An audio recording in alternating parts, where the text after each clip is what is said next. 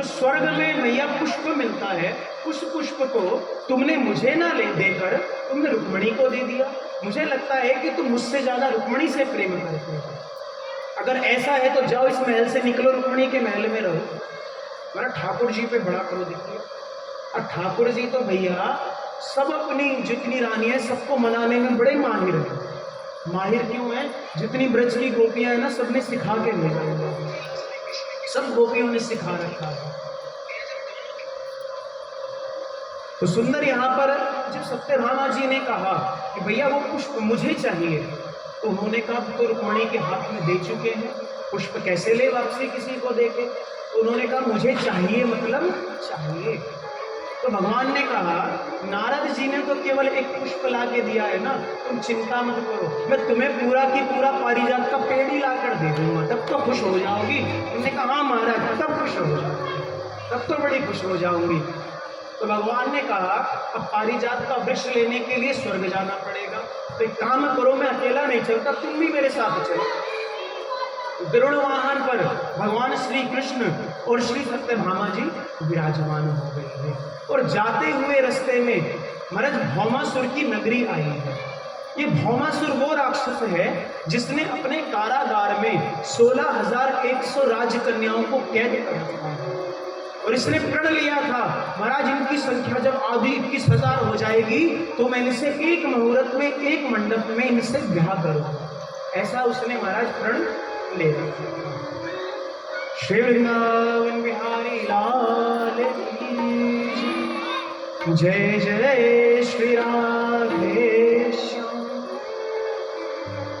सभी लोग भैया जल्दी जल्दी प्रणाम करके और जल्दी जल्दी अपने स्थान पर विराजमान हो जाएंगे, बिना कुछ बोले, बिना किसी से हाय हेलो किए।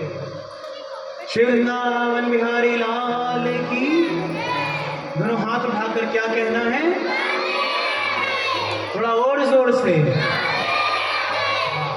तो सुंदर उस समय भैया क्या हुआ कि भगवान ने सत्यभामा जी से कहा तुम भी साथ में चलो।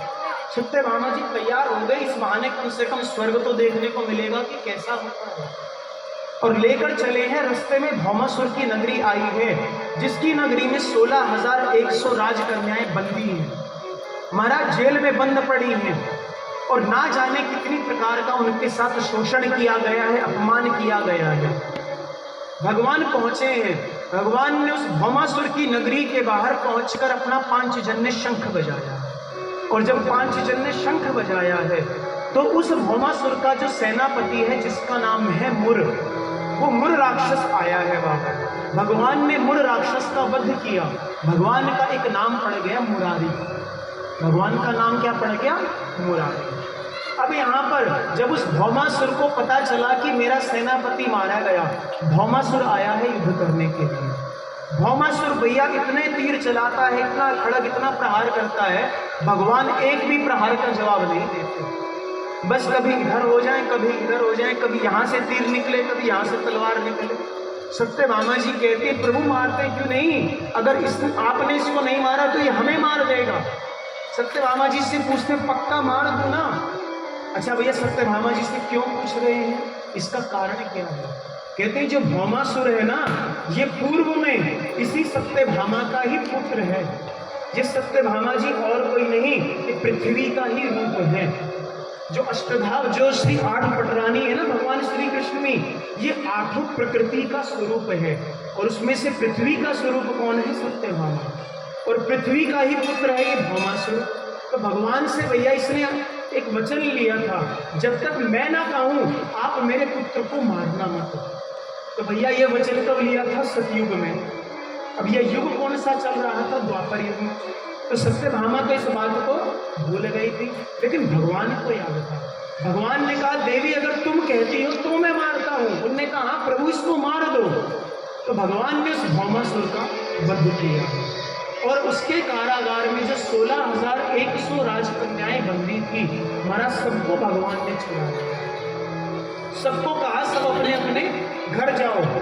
हमारा जितनी राजकन्याएं थी सबकी सब अपने अपने घरों की तरफ गई। अब ये कथा जुड़ेगी आगे भैया, ध्यान रखना, ये कथा भी आगे जुड़ेगी।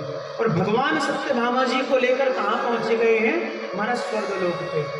और और नंदन वन में वो पारिजात का वृक्ष लगा है, उसको उखाड़ने लगे हैं। इंद्र आया है। इंद्र ने कहा भैया ये तो संपत्ति स्वर्ग की, आप कहाँ लेकर जा रहे हो? ठाकुर जी ने कही देख पहले इनने दिमाग खराब कर रखो है फूल के चक्कर में, और अगर अब तूने वृक्ष ना ले जाने दिया तो तेरे से युद्ध होना पड़ेगा। भगवान ने जैसा ही अपना सुदर्शन चक्र दिखाया है, इंद्र हाथ जोड़ के खड़ा हो गया, प्रभु ले जाओ मुझे और संग ले जाओ, लेकिन बस चक्र को अंदर कर। लेकर आए हैं वृक्ष को, और वृक्ष को लाकर ठाकुर जी है टेढ़े ना, काम भी टेढ़ा किया। महाराज रुक्मणी जी और सत्यभामा जी का महल अगल बगल है, तो ले जाकर के उस वृक्ष को लगाया तो सत्यभामा के बगीचे में, लेकिन पेड़ को ऐसा टेढ़ा लगाया कि सारे पुष्प गिरते थे रुक्मणी के बगीचे में। महाराज ऐसा काम किया। अब रुक सत्यभामा क्रोधित होके कहती तुम हो भी टेढ़े, काम भी सारे टेढ़े करते हो, बताओ पुष्प मेरे लिए लाए थे, सारे तो रुक्मणी के बगीचे में गिर रहे हैं। भगवान बातें बनाने में निपुण है। कहते अरे देवी तुम कहाँ राज करने, तुम सुबह उठोगी, जाओगी, टोकरी लोगी, एक एक पुष्प को उठाओगी, चयन करके लाओगी, सुई धागा लोगी, माला बनाओगी, और फिर मैं सुधर्मा सभा में बैठा हूँगा, तुम वहाँ पर उस माला को लेकर आओगी, मुझे पहनाओगी, तुम्हें कितना परिश्रम करना पड़ेगा, और तुम तो राजकन्या हो। कहती फिर, कहती अब सारे पुष्प किसको उठाने पड़ेंगे? रुक्मणी को। रुक्मणी उठाएगी, रुक्मणी माला बनाएगी, रुक्मणी सभा में लेकर आएगी, और जैसे ही रुक्मणी सभा में लेकर आए मैं उसके हाथ से माला लेकर तुम्हें दे दूंगा और तुम मुझे पहना देना। सत्यभामा कहती ये बढ़िया है, एक काम करो पेड़ को और टेढ़ा कर दो, सारे पुष्प। तो भगवान ऐसी सुंदर लीलाओं को करते हैं। और इन जो 16,100 राजकन्याओं को भेजा था ना भैया, इनको इनके घर वालों ने अपनाया नहीं। ये सब की सब आई हैं द्वारिका में ठाकुर जी के पास। बड़े ध्यान से सुनना इस सबकी सब आई भगवान श्री कृष्ण के पास और कहती कि प्रभु इससे अच्छा तो हम उस भौमासुर के कारागार में ही थी, कम से कम 2 समय भोजन तो मिल जाता था, अनेक प्रकार की ताड़ना सहनी पड़ती थी, लेकिन कम से कम हमारे ऊपर छत तो थी। आपने भौमासुर को तो मार दिया, अब ना तो हमें कोई अपने घर वाले पूछ रहे हैं, हम अपने अपने घर में गई, हमारी माताओं ने, हमारे पिताओं ने, हमारे भैया भाइयों ने मना कर दिया हमें घर में रखने से। कहते ना जाने तो कितने दिनों तक किसके यहाँ रहकर आई है, तो अपवित्र हो गई है, अनेक बातों को कहा गया और हमें घर में घुसने नहीं दिया। तो भगवान से कहती इससे अच्छा तो हम अपने प्राणों को ही छोड़ दें। सत्यभामा जी कहते चिंता मत करो, जिसका इस संसार में कोई नहीं होता उसका इस श्री कृष्ण है, तुम एक बारी भैया आओ तो सही। भगवान श्री कृष्ण ने कहा तुम चिंता मत करो, संसार में तुम्हें कोई नहीं अपना रहा ना, तुम मेरे पास आई हो, तुम्हें मैं अपनाऊंगा।